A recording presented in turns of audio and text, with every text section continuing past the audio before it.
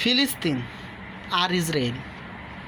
ফিলিস্তিনে যেইভাবে আমাদের মুসলমান ভাই বোনদের উপর এবং তাদের বাড়িঘরের উপর ইসরায়েল বারবার আঘাত হানতেছে, বারবার অ্যাটাক করতেছে অন্যায়ভাবে,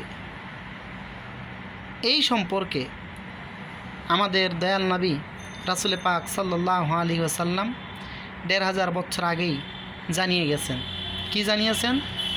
তিনি বলেছেন যে আমার উম্মতের মধ্যে একটি বিশেষ শ্রেণীর মানুষ থাকবে, লোক থাকবে, একটি গোষ্ঠী থাকবে, যারা সত্যর পথে লড়াই করতেই থাকবে, যারা সত্যর পথে লড়াই করতেই থাকবে। দেখেন, ফিলিস্তিনের মধ্যে যারা মুসলমান, ছোট বড়, বয়স্ক এবং নাবালক, সকলেই সত্যর পথে লড়াই করতেই থাকবে। রাসূল সাল্লাল্লাহু আলাইহি ওয়াসাল্লাম বলতেছেন, এবং তাদের সঙ্গে আল্লাহর সাহায্য থাকবেন।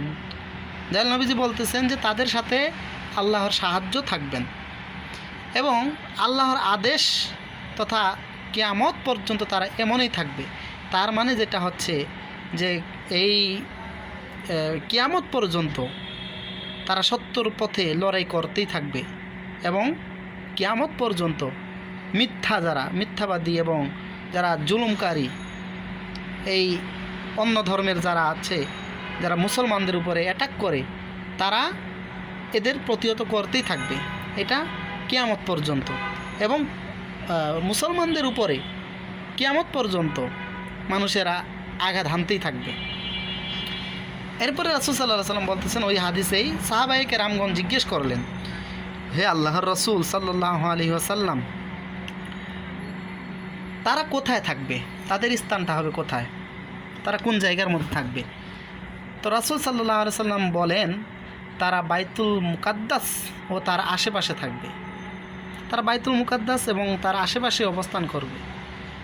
তার মানে এই বাইতুল মুকাদ্দাসের মধ্যে কাফের মুশরিক যারা আছে তারা 100% হামলা করবে এবং একটা বিশেষ শ্রেণী, একটা বিশেষ গোষ্ঠী মুসলমান আছে যারা সব সময় এটাকে প্রতিহত করতেই থাকবে এবং এরাই হচ্ছে সর্বোচ্চ মাকামের মানুষ। আলহামদুলিল্লাহ, আল্লাহ পাক আমার মুসলমান ভাই, মুসলমান বোন, আমাদের গোটা বিশ্বের মুসলমান সহ সবচেয়ে গুরুত্বপূর্ণ হলো বর্তমানে ফিলিস্তিনের এই মুসলমান ছোট ছোট বাচ্চা থেকে শুরু করে মুসলমান ভাই বোনদের সকলকে হেফাজত করুক, তাদের বাড়িঘর, মাল সামানা সকল কিছু হেফাজত করুক এবং জুলুম থেকে আল্লাহ পাক রব্বুল আলামিন তাদেরকে হেফাজত করুক, তাদেরকে বিজয় দান করুক। আল্লাহুম্মা আমিন।